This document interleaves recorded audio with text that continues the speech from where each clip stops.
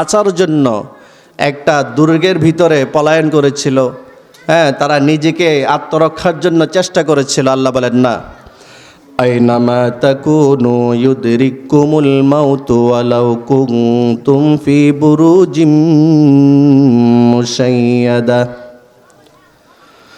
আল্লাহ পাক রব্বুল আলামিন বলেন, হে পৃথিবীর মানুষ, তোমরা যদি সুদৃঢ় দুর্গের ভিতরে অবস্থান করো, তারপর মৃত্যু তোমাদেরকে পেয়েই বসবে।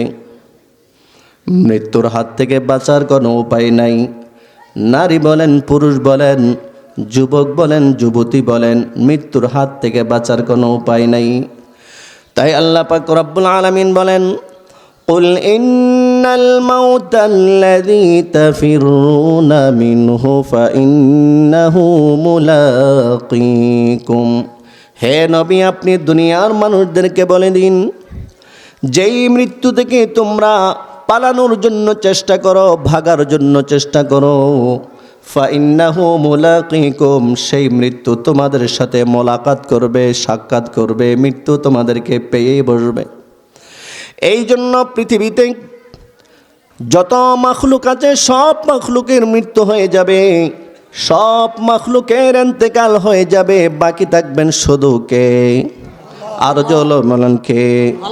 কুল্লু মান আলাইহা ফান ওয়া ইয়াবকা ওয়াজহু রাব্বিকা যুল জালালি ওয়াল ইকরাম। বাকি থাকবেন কে? শুধু আল্লাহ পাক রব্বুল আলামিনের পক্ষ থেকে যেহেতু আমাদের জন্য মৃত্যু অবধারিত আছে, সেই জন্য মৃত্যুর জন্য আমাদের এখন থেকে প্রস্তুতি গ্রহণ করতে হবে।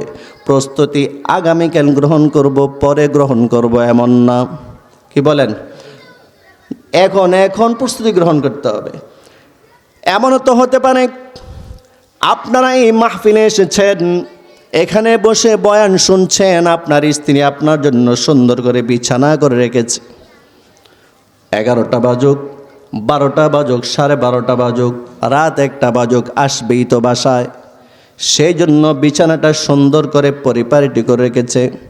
পরিপাটি করে বিছানা সুন্দর করে রেখে দিয়েছেন, আপনি গিয়ে শোবেন। কিন্তু হঠাৎ করে দেখা গেল একজনের মৃত্যু হয়ে গেল মাহফিলের মাঠে। সম্ভব না অসম্ভব? বলেন তো, আপনাদের এখানে যারা আছেন, কারো যদি এই মুহূর্তে মৃত্যু ঘটে যায়, আপনার স্ত্রী, যে স্ত্রী আপনার জন্য বিছানাটা সুন্দর করে রেখে দিয়েছিলেন, ওই স্ত্রী কি বলবে আমার স্বামীর দেহটায় সুন্দর বিছানায় শুয়ে দাও? বলবে? বলবে না, বরং বলবে তাকে নিচে রেখে দাও, গোসলের ব্যবস্থা করো, কাফনের ব্যবস্থা করো, দাফনের ব্যবস্থা করো। আর মসজিদের মুয়াজ্জিন সাহেব এলান করে দিবে আগামীকাল সকাল 8টা বাজে অমুকের জানাজার নামাজ অনুষ্ঠিত হবে। কিন্তু এই লোকটাকে 2তলায় উঠানো হবে না, 3তলায় উঠানো হবে না। এমনকি টিনের ঘরও যদি হয়, 1তলা বাড়ি যদি হয়, তার যে বিছানা আছে, বিছানার মধ্যে কিন্তু তাকে রাখা হবে না। কি বলেন? ঠিক কিনা বলেন? তাহলে কিসের মায়া পড়ে আমরা আমাদের জীবনকে নষ্ট করছি? কিসের মায়া পড়ে? যেহেতু আল্লাহ পাক রব্বুল আলামিন আমাদের জন্য ইন্তেকাল রেখেছেন, সেই জন্য এমন আমল করব যে আমলের কারণে আমার নেক আমলের পাল্লাটা ভারী হয়ে যাবে। এমন আমল করব না যে আমলের কারণে আমার নেক আমলের পাল্লাটা হালকা হয়ে যাবে। আল্লাহ পাক রব্বুল আলামিনের পক্ষ থেকে বলা হয়, فمن يعمل مثقال ذرة خيرا يره ومن يعمل مثقال ذرة شرا يره। আল্লাহ পাক রব্বুল আলামিন বলেন, হে দুনিয়ার মানুষ, পৃথিবীতে থাকা অবস্থায় তুমি যদি যাররা পরিমাণ নেক আমল করো, তুমি যদি বিন্দু পরিমাণ নেক আমল করো, সেটাও তুমি দেখতে পাবা। আর পৃথিবীতে থাকা অবস্থায় তুমি যদি বিন্দু পরিমাণ খারাপ কাজ করো, সেটাও তুমি কিন্তু দেখতে পাইবা।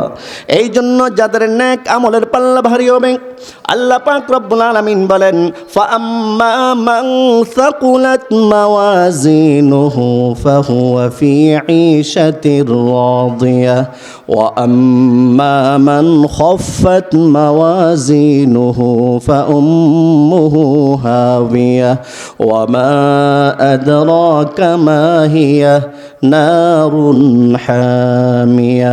আল্লাহ পাক রব্বুল আলামিন বলেন, যেহেতু যাররা পরিমাণ, বিন্দু পরিমাণ তোমরা যদি নেক আমল করো সেটাও তোমরা দেখতে পাবা, আর আখিরাতে এই যাররা পরিমাণ, বিন্দু পরিমাণ নেক আমলকেও কিন্তু মাপা হবে।